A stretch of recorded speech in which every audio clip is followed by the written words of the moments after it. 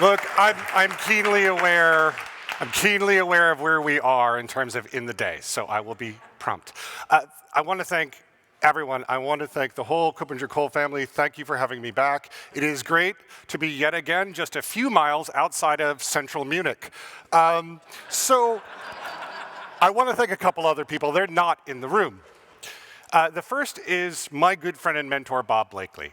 He gave a talk now many years ago about recognition, and it continues to inspires me today, it was just an amazing talk, and I hope to just get a fraction of that awesome. The second, I want to thank our dear friend Kim Cameron. In a quiet moment at EIC in Munich, he talked to me about this concept of ceremonies and identity, and I was like, what are you talking about? Which is pretty much every conversation with Kim, but it was so meaningful to me. So, ceremony. Well, let's go with the basic, like definitional thing. Like, I like this first definition, a formal act or series of acts that are prescribed by ritual or protocol or convention. We do a lot of these. But we notice there's an interesting disconnect. You see, the ceremonies that we do in the analog world are often really different than what we do in the digital world. For example, in the analog world, we do introduction. I introduce Vlad to someone. But online, it's registration, which just has a horrible name to begin with. But the other thing is, in the analog world, we have a process of recognition, how one party recognizes another. In the digital world, we have authentication. And I want to spend some time mostly on authentication because I believe that our existing ceremonies for authentication do two things simultaneously. First, they set a bar too high for all people about whom we want to interact with at high assurance. And second, it sets a bar too low to prevent adversaries from clearing it. This is simultaneously horrible. Okay, so what are these authentication ceremonies? Let's take a quick tour. It begins here. Yes, I know my slide making skills have gotten so much better through COVID. Thank you for noticing. So what you don't see is a box. In this scenario, which I'm calling zero box authentication, the individual presents themselves in front of a service, and through some means of browser fingerprinting or IP or geo-IP, they are very loosely authenticated. Now, we needed to do more. We needed to actually have a little bit more high assurance or higher assurance, and so we invented the box.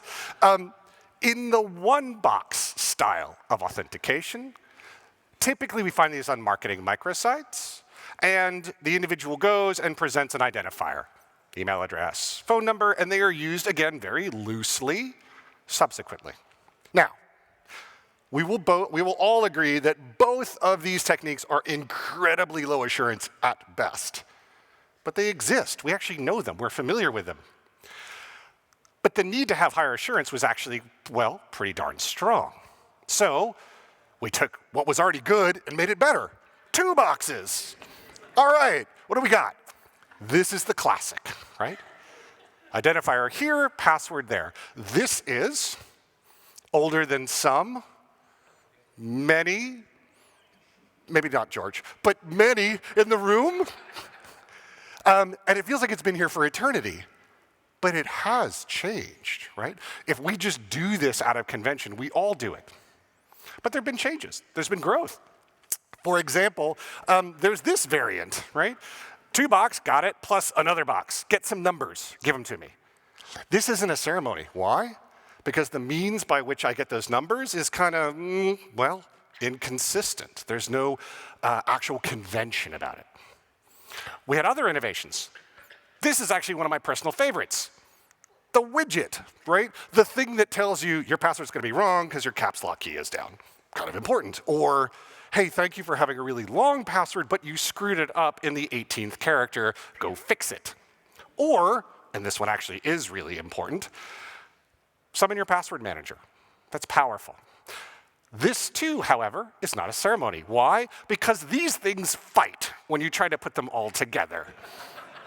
It's a technique at best, but we could do better. We knew it. So in an act of inspired thinking, our friends in Google gave us this. This is a big deal. This is one box plus one box authentication. Does anybody remember when this came out? Not George. Shout it out, sir. Kind sir in the audience who I don't know, Justin. When? Yes, but when did they do it? They did it in May of 2015. It's almost 10 years old. And when they rolled this out, you would have thought they harmed puppies in the creation of this solution. The internet went nuts. Why? Because they dared to change convention. And this is actually true innovation. Reason being is, when the individual presents themselves now, the service has a freedom to respond as appropriate for the situation. It might mean, I'm going to redirect you to an enterprise SSO provider, or I want you to give me some numbers, or give me a hardware token, or give me a good old password, or maybe I'm going to do nothing because I can connect you to an existing session and I have assurances about that. But the important point here, and my first point is, they clearly separated front-end ceremony that we all understand from their back-end process. And this is hugely important because we often combine these two things that it actually makes harder to do innovation on either. And innovation continued on, right? We've seen recently mobile biometrics. I look at the phone, I'm in the app. Now that happens to be predicated on previously authenticating by another means, but I'll take it. We also have this, right? Which is scan one of these. Could be an OAuth code flow. It could be present your verified credential. It could be, well, frankly, anything. But this brief tour, I think we really only have 3 ceremonies, and the rest are techniques. They haven't sort of graduated to that level of protocol, something we do by convention. Now, so far, we have only talked about when things go right. What happens when things go wrong? Well, in the analog world, if we have a failure to recognize someone, we actually have a very well-established process for hinting, where one party can send a hint to the other about who they are. For example, we met on a boat in Berlin. You confused me with the musician David Grohl, or I am your father. You know, these are very common hints. But in the digital world, what happens when you fail to authenticate? We have a really well-established, we have a kind of crappy process for setting a new static secret. It's reset password. We go to the most nuclear option when we fail to authenticate, more often than not, and certainly our customers do. And I would posit that username and password's success is not actually tied to the efficacy of when it goes right, but to the ubiquity of when it goes wrong. Their success is in how they fail.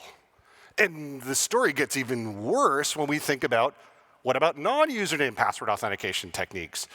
Does it look the same in every browser, on every mobile operating system, in every form factor?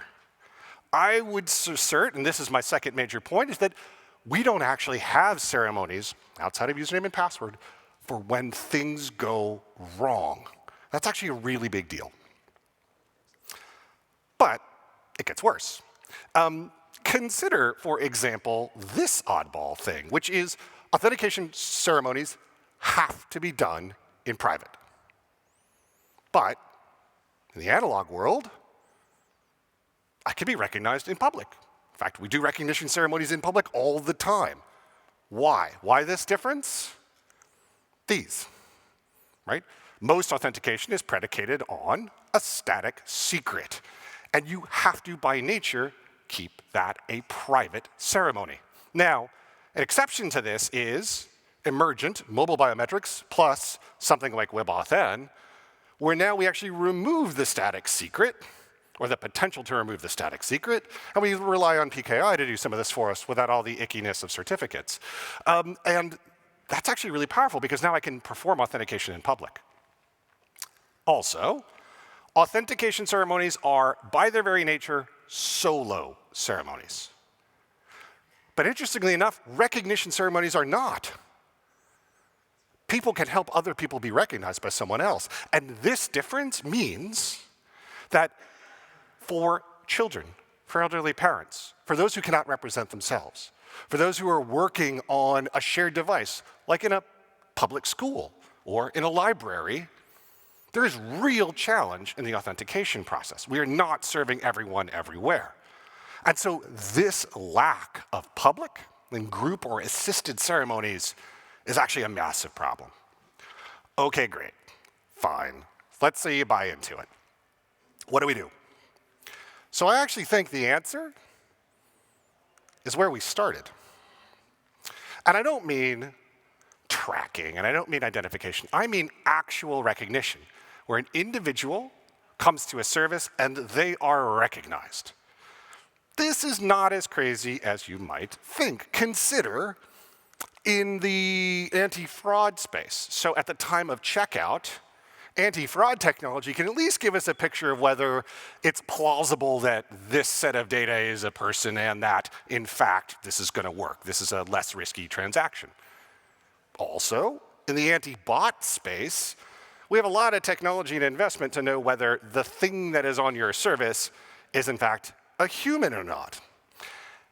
And even in the ad tech space, which, let's face it, this is not a source of security identity stuff that we would recognize, but they're spending a lot of time and effort to ensure the people that see an ad and click on that ad are, in fact, people. It's a big deal in online advertising. And so you can think about that these technologies are the beginning, at least through the process of elimination, that I have a human on a site and maybe I can start to build a low resolution picture of the person. Is it the complete solution? No, of course not. But it's a step in the right direction. So what do we want to take? What's in that next step? I think we need three things. The first is we need what I'm calling a language of disclosure, a way to tell an individual, hey, if you give me this information, I will use it to recognize you and for no other purpose, and I'll throw it away when I'm done. Because we don't have a way to talk to an individual that isn't really username and password. And we're just in those emergent techniques for authentication trying to establish other languages. Number two, we need really strong hints. Now, in my mind, something like WebAuthn presents the strongest hint. It's a nice, interesting cryptographic use to say, hey, this is the individual. But those two things alone are insufficient. We need a third thing, which is what I like to talk about as active clients. I talked about it last year, and it continues to be on my mind. An active client is your mobile operating system, your browser, your password manager. Heck, it can even be a wallet, I suppose. And this agent for you, this active client, is going to broker the hinting process for you with the service. We need an agent that can actually do this for us. Now, look, not all of us build authentication technologies. Not all of us deploy those technologies, but all of us interact with those things. And so as identity practitioners, I think we actually have a shared interest to make this better. And for those of you who do build authentication technologies or do deploy them, consider it this way. If we can make authentication safer and usable for all of these constituents, you have grown your addressable market.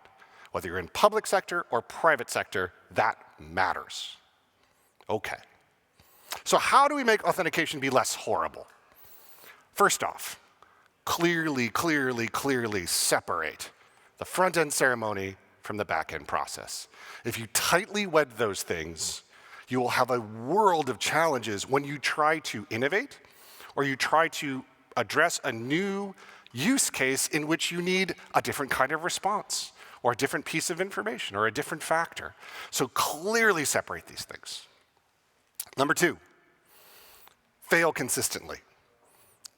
What I mean by that is don't start with the happy path of, hey, look, someone logs in, huzzah. Start with the ways it goes wrong. Are those consistent across your entire landscape? Are those consistent across all the devices that you want to reach, all of the browsers? If you can't have consistency, you've got to drive towards it, right? If you haven't started with it, you've got to drive towards it. And I think more than ever, we got to start in the failure conditions and not the happy path. And 3, and I fully recognize what this means. It's the hardest one.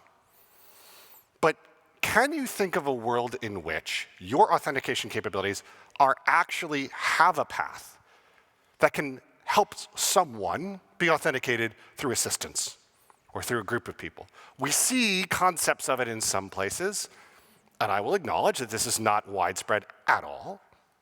But what would it mean if you could give your call center a process and a script to take an individual through to securely, keyword, actually go through some form of assisted authentication process? We have got to get to this one. Here's the reality, folks. That separation, right? That separation between what we do in the analog world and the digital world cannot continue to persist, because it will, at the very least, leave some constituencies out. Not acceptable. So we've got to get to a place where we can do the things that we do in the real world, we do that online. And the reason why I'm so keen on focusing our transition from authentication ceremonies to recognition ceremonies is because, well, recognition ceremonies have 3 things I think are interesting and needed. First is, they're usable by everybody. Everybody can be recognized. It is possible to do.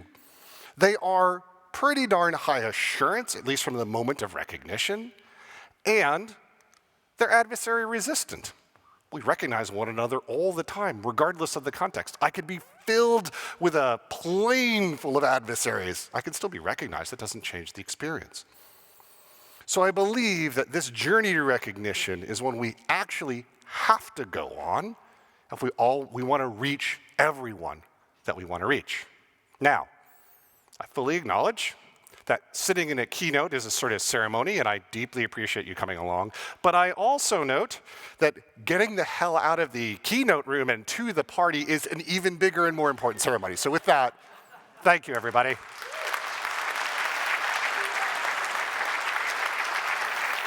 Lovely stuff. Is this where you asked the question that Martin made up? Guys, did I promise too much? Thank you yet again. Oh boy. Does it say who's it from? I'm gonna guess. Okay. All right, what do you got?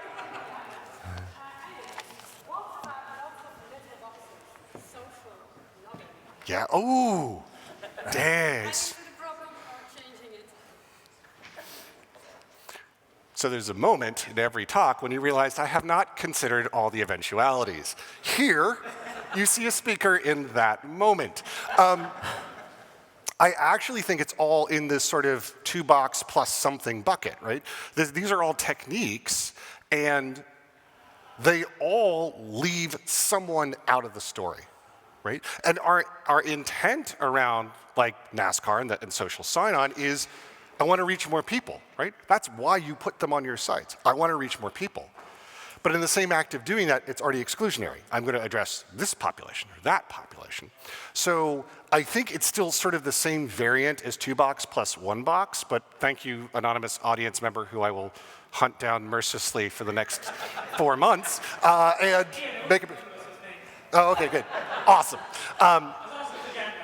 But that is, I think, taking that lens of, from an inclusionary perspective, what Emma and Melissa were talking about is really powerful because we have left it out of the conversations oftentimes for just authentication.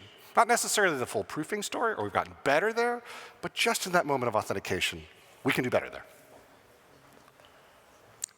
Minute left. Thank you, everybody. Thank you. This was very good, as usual.